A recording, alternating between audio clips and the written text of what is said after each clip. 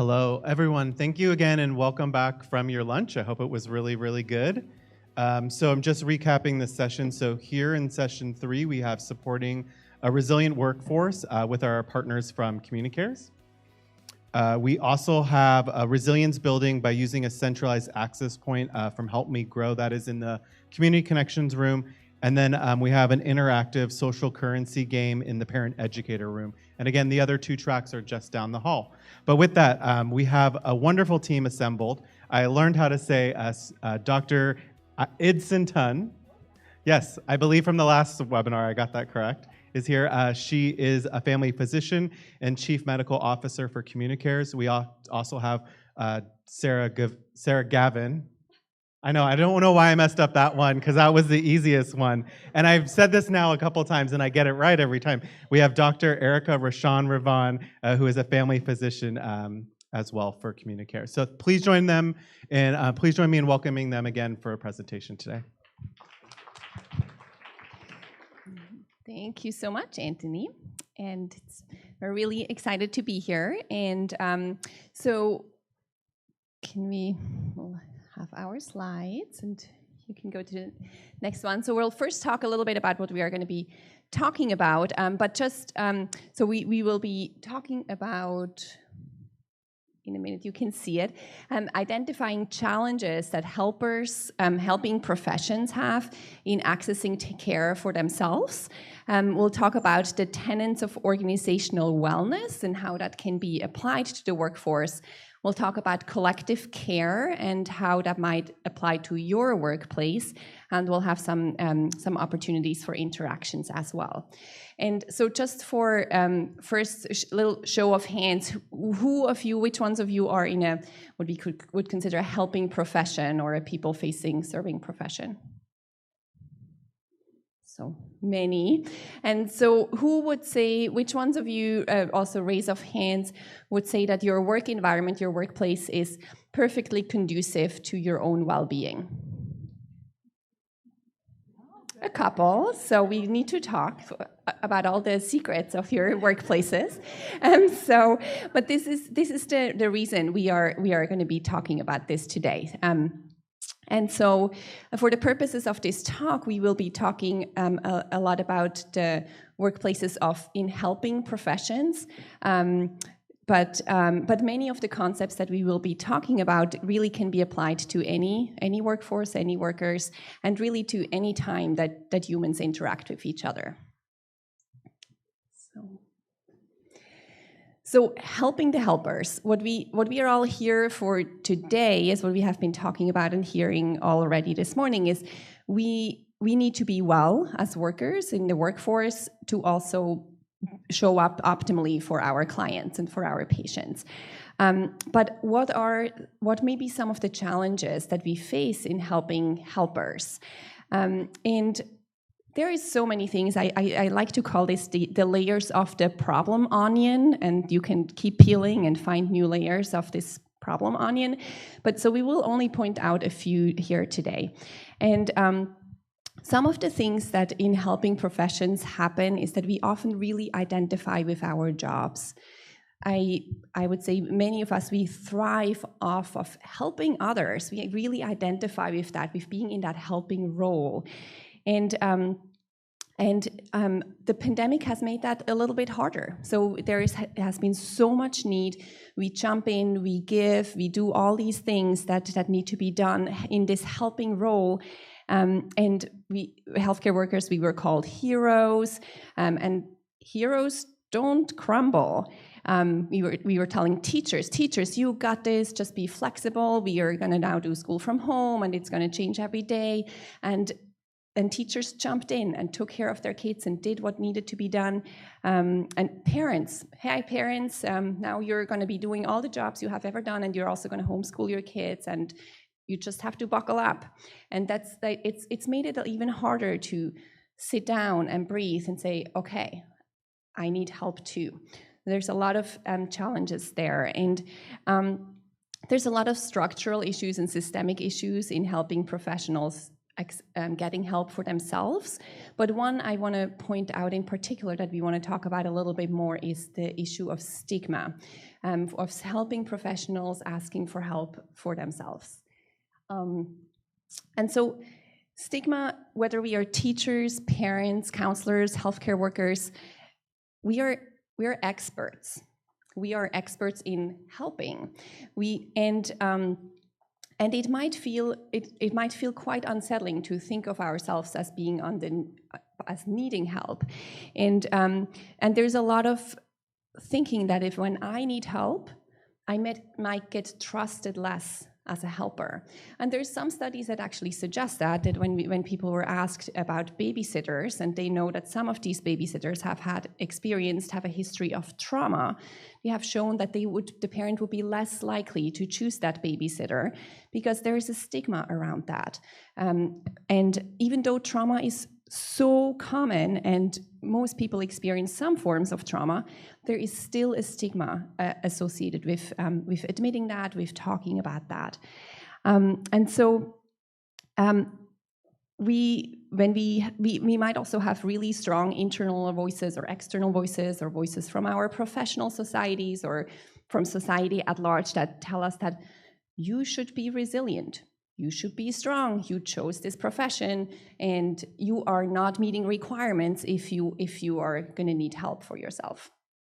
And there's this whole, I would say, this old school saying that if you want to help others, you cannot simultaneously also need help. You have to sort of have this dichotomy of you're one or the other. But instead, what we really should be saying is that we are all humans, and if we all can help each other and help ourselves and accept help for ourselves, then we would all be better off. And so that's what we will be talking about. And this next slide we'll talk about is the house of cards, because that seemed like a fitting image to us sometimes in helping professions. We're building this house of cards in the pandemic especially, and we're sitting on top and we don't look down. You just keep going. The teachers, you just keep it going. The healthcare workers, we just keep it going, because if I look down and I see that it actually is wobbling, it might all collapse. And we're seeing that a little bit right now when we look at the workforces in healthcare and education with how many people are leaving, because there's just a lot of need and a lot of difficulty accessing that care for helpers. Yes, and so we are gonna, if you can all pull out your phones and then go to your Internet Explorers or what you have in your phone and go to menti.com, www.menti.com. And on the slides here, there's the access code, because then we can do some interactive things. We can see some thoughts from the audience. Usually during presentations, we ask you to put away your phones, and this time we're asking you to take them out and answer this question, which is, what stops you from taking care of yourself? It's again on top there, but yeah, it's 8851 4539. There we go. Yay. Okay, so we can see in real time what people's reactions are. So what stops you from taking care of yourself? Complacency, work, energy, time, my anxiety, finances. Time is big.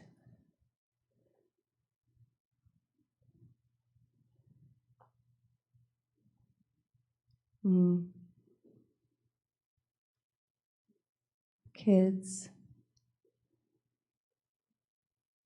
Exhaustion, money.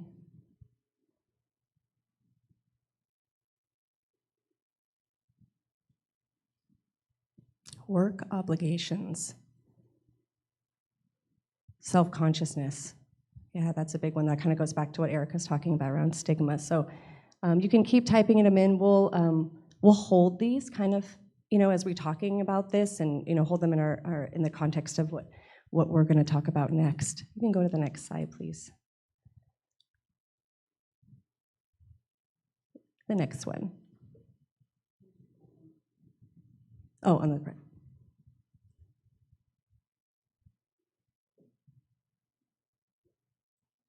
I don't see it all. Okay. Click again. Oh. There's a problem. Okay, all right, we'll work it out. So why are we so burnt out? So we've been talking in the helping profession for a really long time about burnout. I'll say I'm in the, the behavioral health, integrated health world, and we've been talking about this for years, thinking about helpers being burnt out and how to support people. And I want to kind of orient us in this new context that we have this added element that has happened that makes it unique and sort of adds to the normal kind of burnout that people feel in helping professions. And first, it's that we've had this collective experience, right? We have all gone through or going through this pandemic. We have typically, when we're in a helping profession, that we're serving people that are struggling. But in this situation, this collective experience, we're going through those things at the same time as the people that we're helping, which is pretty unique to all be going through it at the same time. So whether you're a teacher or a provider or a therapist or or a parent, we're all kind of going through it in real time together. And so it causes some invisibility. Erika just talked about, healthcare heroes, and there was definitely during this time a recognition for teachers and providers. I know for teachers, especially for parents, that seeing them teach in your living room really gave some insight into the work and how hard it is to teach, right? And so, while there's this simultaneous appreciation for the work that's happening, there's also this invisibility of how are we taking care of the helpers. There was this, this quote that was going around for a long time during the pandemic that was look for the helpers, right? And there's also this kind of response to that, which is like, how are we helping the helpers? How are we taking care of them so that they're able to show up? These are parents and people and real people that are going through the same challenges that we are, and that it's ongoing, right? This was a situation where it's not a specific stressor that happened for a week, right? So you might have a bad day at work or a rough afternoon, but this is something that is just every single day weighing on us in a way that doesn't give us a lot of rest. And the final piece to add to that around context around why we're talking about burnout in this new way is this concept of surge capacity, which is this idea that we're able to physically and psychologically respond to a really intense event that's happening with a ton of energy, right? Like we saw that at the beginning of the pandemic. I have a lot of people here from CommuniCare that, we're able to rally together and say, we can do this, right? There was tremendous energy and excitement to solve this problem together. But there's a certain amount of time that passes where you just no longer have that capability. And so we were told throughout the pandemic is this is a marathon, not a race. So pace yourself, right? But then we got to what we thought was the finish line of the marathon. And then we're told, can you just do a few more laps? I promise it'll be over. Oh, actually, now that you did that, can you do a few more hurdles? Actually, we're gonna restart the marathon and start over again and try this. And so we're just incapable of going in that way. And there's a psychological phenomenon that happens where we just don't feel like we can see the end in sight. And I don't know if any of you relate to that, where it's if we could just know with a date that this will be over, that would be really helpful in just being able to make peace of the work we're doing and taking care of ourselves, and that just hasn't been there. So just some context to why we're talking about burnout in this specific way with helpers.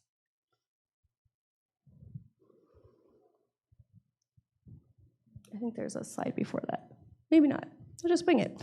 So there's lots of terms for burnout, and I just want to call them out. We talk about moral injury, vicarious trauma, fatigue. We talk about ACEs and toxic stress, and that all gets kind of used interchangeably. The aspects that we're going to talk about today around how to support wellness in yourself and as a workforce gets at all of those, but we want to specifically call out that moral injury and vicarious trauma are specific to helpers and in the helping profession, whatever capacity that you are in that. So we're going to talk a little bit later about what those look like and how they really relate specifically to helping.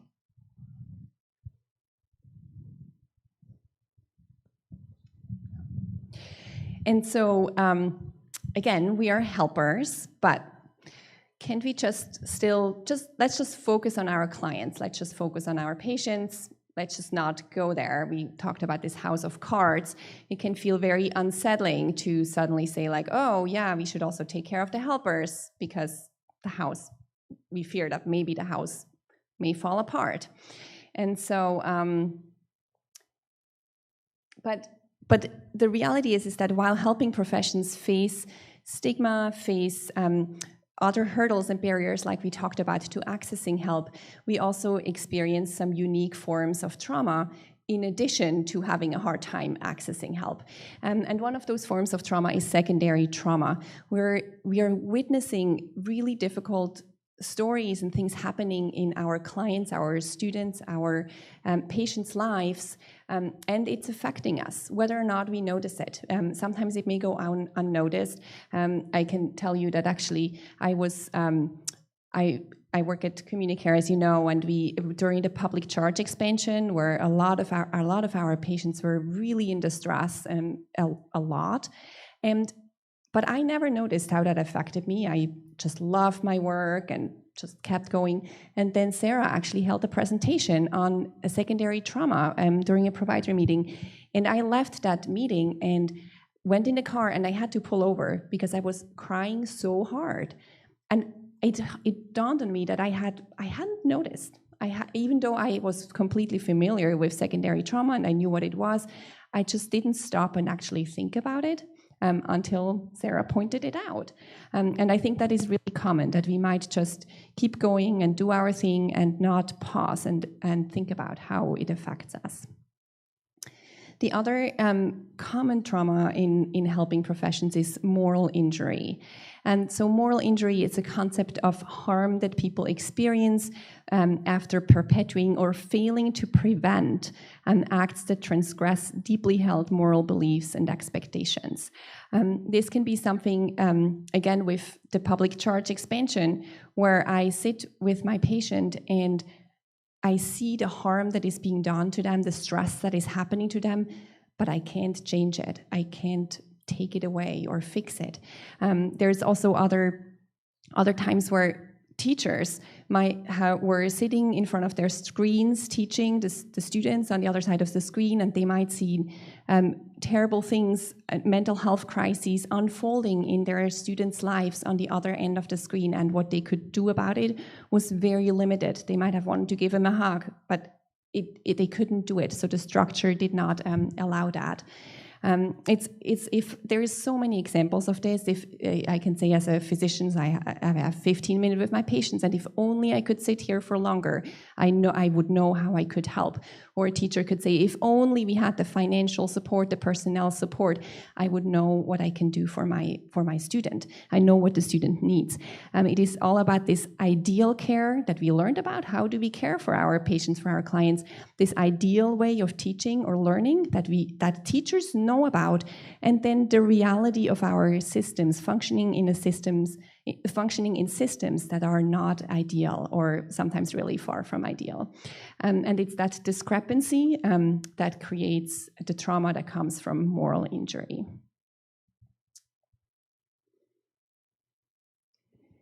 And this slide, and it's a little warped the writing there, I apologize. And so, but this is another way of looking at why do we need to take care of the helpers? Why is that an important thing? And this is about,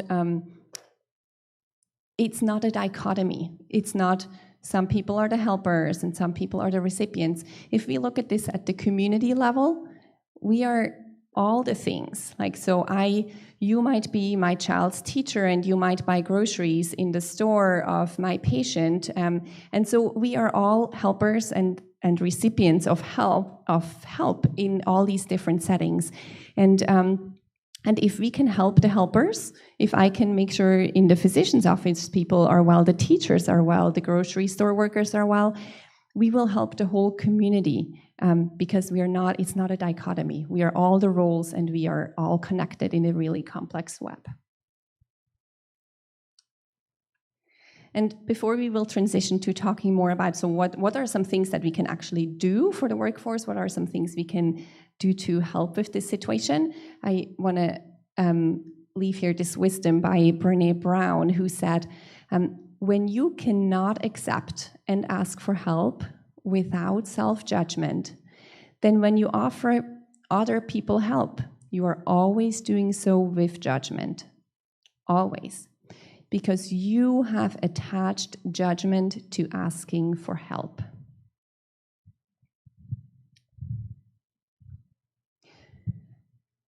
And I think that really struck me when I read that for the first time. I had to read it a couple times. But it's really about, I can't be a helper and show up without judgment for my patients if I cannot also accept help for myself without judging myself. And I think there is a lot of wisdom in that.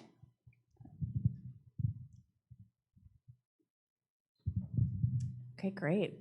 That quote really struck me too. It made me think about all the times that I've lived in self-judgment about getting help and thinking about how that was communicated to, extending help to others. So if you could pull out your phone, it's again. So we're going to talk a little bit about what self-care means. And so we wanted to hear from you. When you think of the term self-care, what comes up for you?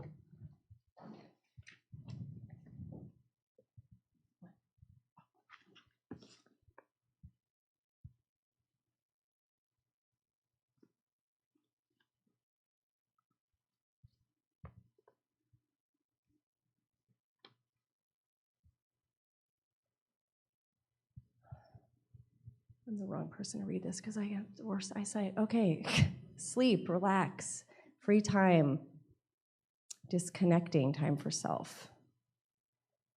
Oh, another responsibility. We're going to talk about that. Pampering. Thank you, Suzanne. Mindfulness. Maslow's hierarchy. Being still, boundaries.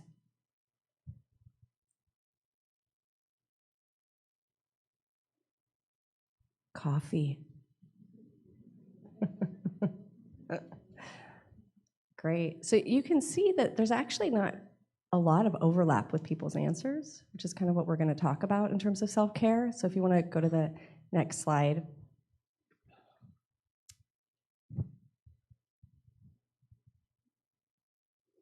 So when I Google image search self-care, this is what came up for me. Many of these, and I share this to say that I think the term self-care is kind of devolved, and we're looking at like another thing that we have to do, and this feels pretty overwhelming to look at this about this is how we're supposed to take care of ourselves. And I think actually on one of these lists it said to make a list about things that you can do to take care of yourself, which I thought that's great. Like you have to read a list to make a list.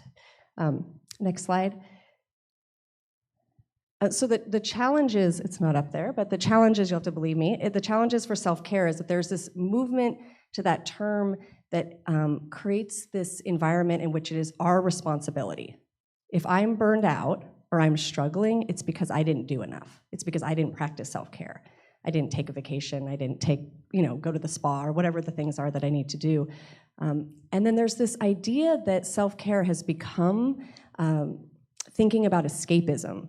Like, how do I escape from my life? Like, what are things I can do? And if I'm sure many of you have read the memes about self-care and how people are coping in the pandemic. There's often this going up against the edge of when you start escaping from your life, as opposed to like, how do I build in wellness so that it doesn't feel like I have to escape, where it's not like I'm totally out of reserves and so I have to just get away, right? And so how do we build that into our life? And so just thinking about that coming up at self-care. The quote is here, if you aren't doing yoga, then you're not doing it right. I love yoga, but yoga doesn't work for everybody, and you can see from the answers around self-care that everyone had sort of a different thing that works for them, and so there's often this right or wrong, sort of like you have to do it this way. I have a colleague actually that was here earlier, and she was explaining when we were talking about self-care that she said, I love like walking through craft stores. Like, I don't know what it is, there's something about that. And she sat next to someone and that person said, that's not self-care. She was like, well, but that's what works for me. And I was thinking that like that's kind of how we talk about it. It's like there's a right or wrong way to take care of yourself. And if you didn't do enough of this, then that's like you did it wrong.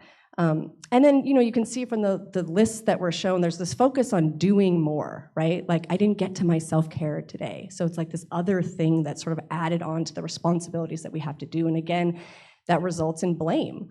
Like if you're not doing well, that's because you didn't do enough. You didn't do the things that were on your checklist of self-care. And so I say that to share that when we talk about self-care, that I know that comes up for people in the way that we were talking about it in our society. And so we're thinking about, if you go to next slides, we're thinking about self-care. We're thinking about self-care in tandem with this concept of collective care. And so this, cannot read that. So the quote says, self-care is saying, I need to look after me, while collective care is saying we need to look after each other.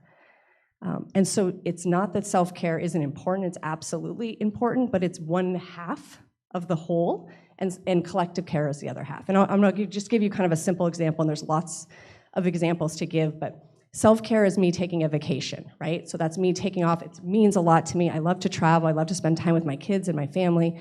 That means a lot to me. But if I go on vacation and come back to 1,500 emails of all the things I didn't get to, of stressed colleagues that say, I had a cover for you when I was gone, you have no idea what's happening, to come back to coworkers who don't ask me how I was or how it went, right? It's gonna make me feel like I can't actually take a vacation. It's not gonna make me feel like I want to take care of myself. So we have to be thinking about how do we work together in whatever workforce that you're in so that people can take a vacation. I mean, how many times have people said, I wanna take a vacation, but I can't? I have a lot of teacher friends, and I hear them say, by the time I write the lesson plans for the sub and figure out the sub, I might as well just come to work. And I'm not here to solve those problems. It's the way that we're thinking about how do we create systems where people can take self-care in a way that they're not then punished. So if I go on a vacation for 40 hours a week and I come back and have to work 80 hours to catch up, that's not self-care. So thinking about the little ways in which we support people, and so asking, like if you're a supervisor, you're working with people, asking people what needs to happen for you to be able to take a vacation. I want you to do that. As opposed to you're burned out, you need to take a vacation, right? There's a different lens to that. Next slide, please. Well, these are just like mystery slides. Okay. I promise you there was words at some point. So the aspects that we want to look at, how do we create collective care? So it's supporting and connecting relationships, right? Like we have to actually care about each other. I know that sounds really simple, but we need to actually care about each other and think about each other in order to create collective care. So if people are only thinking about their work and when I go on vacation and only thinking about what didn't happen, they're not really seeing me as a human being that needs to take care of herself. How do we extend empathy to our colleagues and our bosses in the same way we do our students, our clients, our customers, our kids, right? So oftentimes we have so much care and love for the people we serve, but then the people that are serving them, we treat them poorly, or with less patience, or with less care, or thinking that they need less. So asking yourself, we add boss because oftentimes that's something that people don't feel as much empathy for. Like, do you care about your boss's wellness in the same way you care about your client's wellness? And these are just questions to ask yourself. Do I care about the person that works alongside me in this work in the same way that I care about my clients or my students? Do you believe that others deserve wellness? Do you believe that the people doing the helping deserve wellness? And then, of course, knowing that you cannot be well unless everyone is well in the system. And then how do we show up for our colleagues that are supporting the services and not just the people benefiting from the work? We're done with slides. Okay. All right, so there's really pretty icons on this slide. I'm just gonna describe to you what I'm looking at. And so, of course, empathy being rooted in conversations, like how do we center ourselves with empathy? And when we're stressed and when we're frustrated, we often don't lead with our empathy foot, right? So thinking about how we show up, and I just wanna say, I'm a therapist, and it's hard to have empathy all the time. It really is. And I say that because you have to center yourself and be patient and remind yourself and be rooted in empathy. Genuinely asking people how they're doing. When I come back from vacation, like genuinely saying, how was it? I heard you went. I want to hear about it. Like it goes a long way in terms of creating an environment that feels like people can support each other. Trying to take other people's, you can see it now. There it is. Look at this. Magic. Trying to take other people's perspectives, right? Like we often sit in judgment of other people, and we often sit in judgment for people that we don't understand their perspective. So how do we sit in their perspective and recognize what they're holding and try to have empathy and connection. A text, a phone call, an email.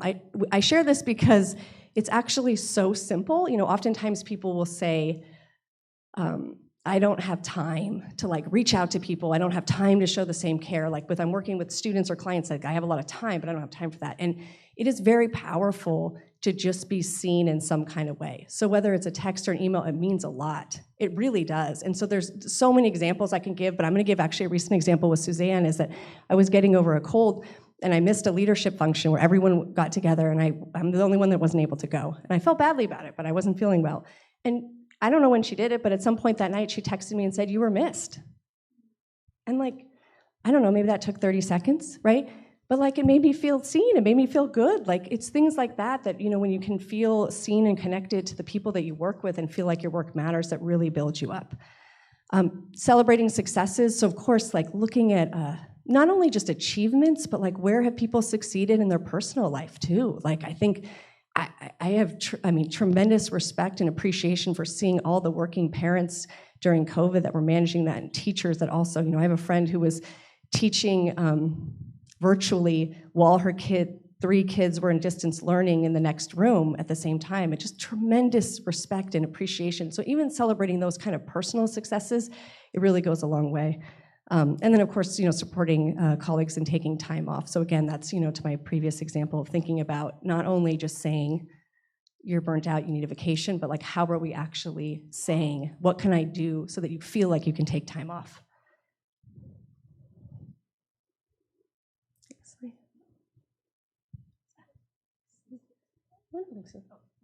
We're just gonna go with it. All right.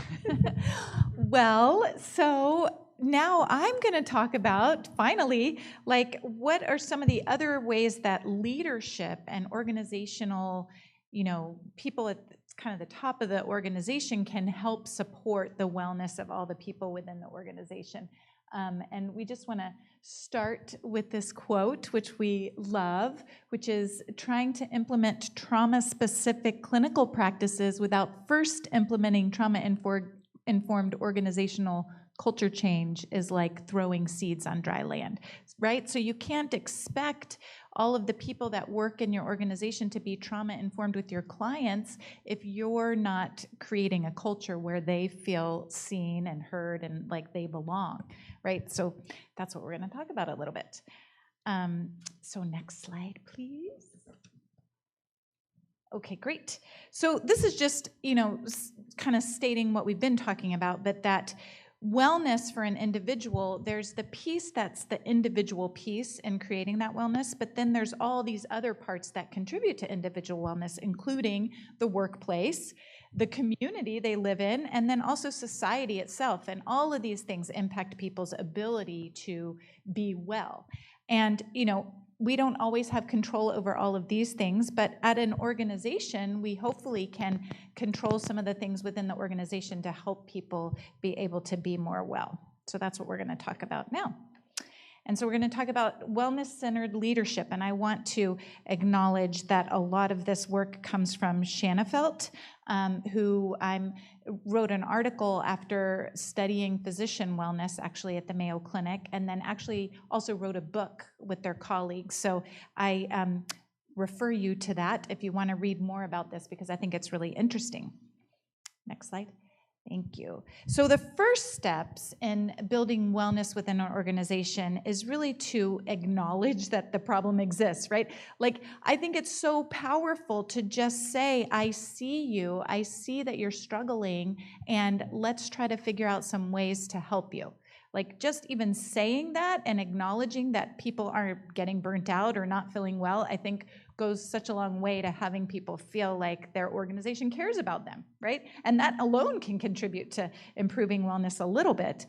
And then, of course, we want to assess the problem. So we might hear some, you know, anecdotal stories about people getting burnt out, but then we really want to do more investigation, right? Like, how widespread is this problem? And is it more in one certain site or one particular department than another department? And I think the ways that you can do that, there's lots of different ways you can do that. You can do, you know, annual surveys about how people feel about wellness and their own wellness. You can also do stay interviews, which we do at CommuniCare. We're going to talk about about that a little bit later.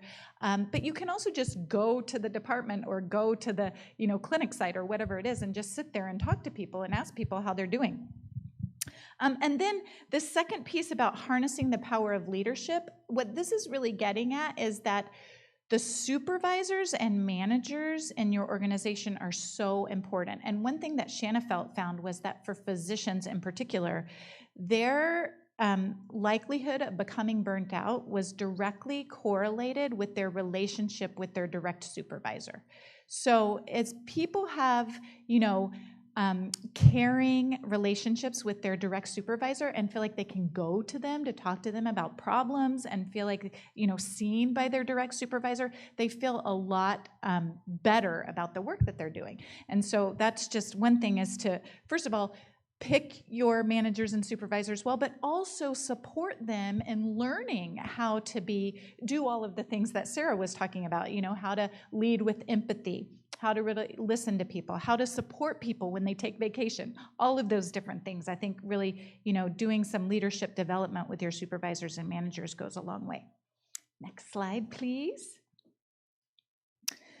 So then the next part is really doing the work to improve the wellness within your organization. And so this first step of developing and implementing targeted strategies really can start with even having like a group workshop with sticky notes and asking people, what's one thing that we could do in your workplace that would improve your work environment?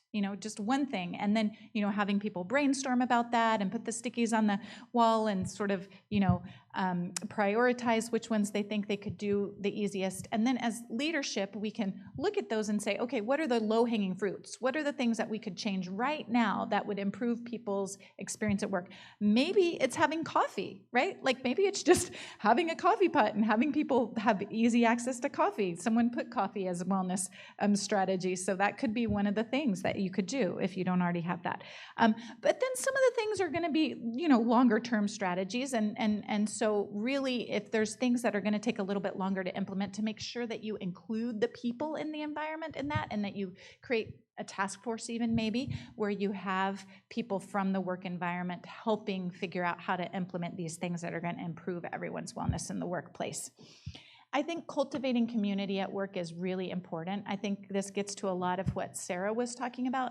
But again, people need to feel like they belong. They need to feel seen and like they belong and connected to their workplace. And, there's lots of ways of doing this. I mean, one thing is just even having a break room where people can go and eat together. I will say this has, COVID really impacted this for us because our workforce really valued having lunch with each other.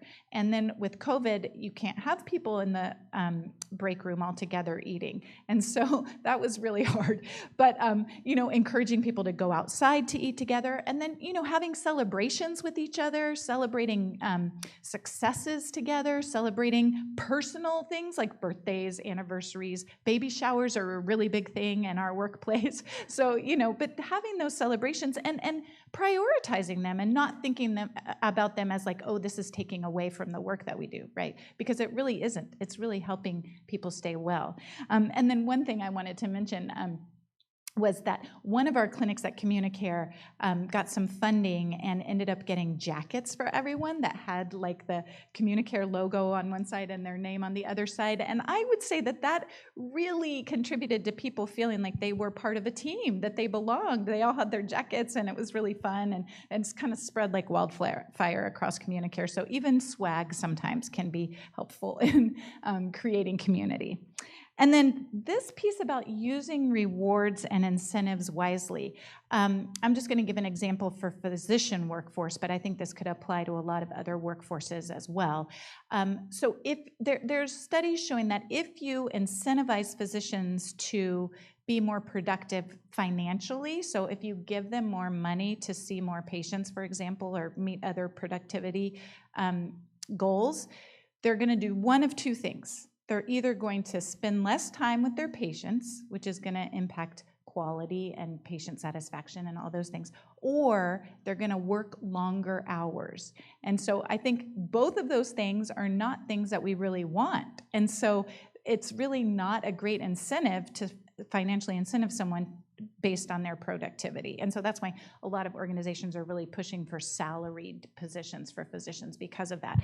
And I think, there are other ways to incentivize people. And so one of those ways is to figure out what people are passionate about and to allow them to work on those things that they're passionate about. And even if they have other parts of their job they have to do, if they are doing those parts of their job well and they're getting things done, giving them time to work on the things they really care about. And I have an example among us about that. Like Erika is very passionate about provider wellness. And so giving her time, to work on provider wellness is going to make her feel better and more well and less likely to get burned out, hopefully over time. So one example of using incentives wisely, I think. And then finally, last slide around this. Really important that we align our values with the work that we're doing. And most people in a helping profession really find a lot of meaning in their work. And it's important that they work for organizations that they feel like also have those same values, that really value the things that they value about serving the community or whatever it is. And I do want to tell a little brief story about this. This is a story that Rachel Naomi Remen loves to tell. She wrote Kitchen Table Wisdom and some other things. But she tells a story about these stone cutters back a long time ago, thousands of years ago, who were cutting stones to build a temple. And so let's say you were an anthropologist back then and you were going to interview these stone cutters. And so you go up to one stone cutter and you say, "Hi, can you tell me about the work that you're doing?" And the stonecutter's like, "Well, what do you mean?" They bring me a rock, I cut it into shape, they take it away, they bring me another rock, I cut it into shape, they take it away. I've been doing this since I was 12, and I'm going to keep doing this until the day I die. So that's one perspective. Then you go to the next stonecutter and you say, "Oh, can you tell me about your work?" And he's like, "Yes, I am so grateful for this job. I have 4 children, and because of this job, I'm able to feed and clothe them, and they are growing up into beautiful humans, and I'm just really excited about this work that I'm doing." And then you go to the third stonecutter and you say, "Can you tell me about your work?" And this stonecutter says, "Yes, I am contributing to this beautiful temple that's going to be standing for thousands of years and is going to be a beacon to hope for people who are going to come, and it's going to help them and enlighten them. And I'm just really proud of this work." So I would say the first stonecutter is probably much more likely to get burnt out and to not feel like they're connected to their work and feeling really well about being at their work. And so as much as we can help people see the value in the work that they're doing and really feel like they're contributing to this larger mission, it's going to really help people in their wellness, in their personal wellness. And then this is a little bit also related to promoting flexibility and work-life integration. I really like this idea of work-life integration as opposed to work-life balance, right? Because work-life balance suggests that your life is outside of work and then you have your work. But the truth is our work is part of our life, right? And we have tremendous meaning in the work that we do, and we have community in the work that we do. And so really promoting that and recognizing that work is a big part of people's life, and recognizing that they also have a life outside of work and that they need to attend to that. And as much as we can have people work part-time who need to, or start later if they're going to take their children to school, and all of those things that I know you guys know about. And then the final piece, we're really focusing on what the organization can do for people, but part of that is supporting people in their own self-care. And so really having tools so that people can assess their own self-care, like how are they getting good sleep? Are they having a good diet? Are they getting enough exercise? And then providing resources to people to help them with that. So one thing we do at CommuniCare, which I love, is with our food services manager. She does these little cooking demonstrations for our workforce, not just for our clients. And so they learn how to make healthy things out of all different kinds of fruits and vegetables, just as an example. Or getting people a membership to a gym. Or having workshops to teach people more about mindfulness and how to incorporate that into their lives, but also letting them choose and realizing that not all of those things are going to help everyone, but having those resources for people to choose as they would like to. Next slide. Okay, so now I'm going to turn it over to Sara, and she's just going to talk a little bit more about how we at CommuniCare have implemented some of these things. I see snacks are arriving. How are we doing on time? Okay, we have a few minutes. Okay, great. Okay, so we're not going to go through each and every one of these, but we just wanted to highlight some kind of tangible things that we're doing at CommuniCare that gets at what Suzanne was talking about, at how do you create belonging. And I'm happy, any of us are happy to talk through any of these after the presentation about what these look like and how they kind of are fully realized at CommuniCare. But I wanted to highlight a few that might not be completely immediately obvious, and one of those is our 360 evaluations. And so when we're thinking about creating belonging, we think about how every single person at the organization can feel like their input and reflection and observations matter. And so when we do performance evaluations, often typically it's just the supervisor above that, that reviews that employee. And for us, we send out 360 evaluations. So any person at the organization that individual interacts with gets to provide input on what their experience is with that individual. So it's empowering everyone to sort of be a part of thinking about how we show up at work and being able to give feedback around that. The other one I just want to highlight is stay interviews, since that was mentioned by Suzanne earlier. And so stay interviews is really kind of an alternative to an exit interview that HR does. So exit interviews are when someone is leaving their employer, and they're meeting with HR, and this is when they give lots of feedback that you think sometimes if you're in a management role, you're like, I really wish I had that feedback before they left because I could have done something about it, right? And so we don't want to wait until somebody is leaving to start getting feedback and implementing ideas. And so stay interviews are individual interviews that typically director level or manager level individuals do, where they're asking for employee feedback about their experience here. And we ask questions about belonging, we ask questions about diversity, equity, inclusion, we ask questions about how would you describe working here, things that are going well, things that aren't. And so it guides our intention as leaders about what do we need to put our energy in and what matters to people. And there's been a lot of decisions that we've made at leadership level that directly came from stay interviews, that came from people saying, actually, now that we're meeting privately, I do want to say it would mean a lot to me if this happened. And we wouldn't have known if we didn't ask it. So it creates that intentional time for empathy too, which often we don't feel like we can spend that much time to get that kind of feedback. I think that's it. What I want to say. Erika, you want to close this out? And there's a lot on that list, so I'm happy to stick around and answer any questions about that, but just for the sake of time. Are we out? Yeah, I think we're out of time. But we wanted to end by asking you all to reflect about, some of the things that we've talked about, and just think about your organization and think about what one thing could you implement that would help, get further towards everyone feeling like they belong and that they feel well and then contribute to the wellness of all the workers in your organization. So that's how we wanted to end. And unfortunately, we wanted to have you guys share a little bit about that, but I'm not sure we have time. But maybe if you write it down on a piece of paper. I always find that's really helpful because I'm like, I'll think about it later. But then, I don't necessarily come back to it. So it would be great if you have a piece of paper or something to take notes on and just write down one thing that you think you could do that would improve the wellness of the people in your organization. Thank you. And we appreciate your attention. Thank you.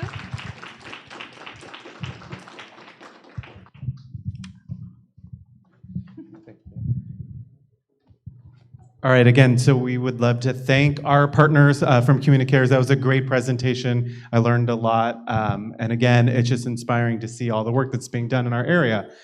We are on a 15-minute break, so if you want to connect with our panelists here, you can ask them some questions.